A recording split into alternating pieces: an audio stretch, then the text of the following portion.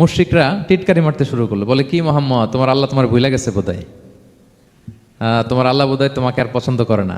আগে তো প্রতিদিন কিছু না কিছু শোনাতা যে এইটা নাজিল হয়েছে, ওইটা আসছে, এই বিধান ওই বিধান, এখন তো কোনো খোঁজখবর নাই, ঘটনা কি? আল্লাহর হাবিব সাল্লাল্লাহু আলাইহি ওয়াসাল্লামের চাচি উম্মে জামিল, আবুল হাবির স্ত্রী, সে আরো খারাপ কথা বললো। সে বলল, ইন্না শাইতানাকা কদ তারাকাক, তোমার কাছে যে একটা শয়তান আসতো এখন বোধহয় আর আসে না মোহাম্মদ। নাউযুবিল্লাহি মিন যালিক। এটা দিয়ে জিবরিল আলাইহিস সালামকে বুঝিয়েছেন। জিবরিল এসে কি কি যেন বলে, কই এখন তো কিছু বলো না। তো রাসূল বলবে কি করে, কারণ তিনি তো মন গড়া কিছু বলতেন না।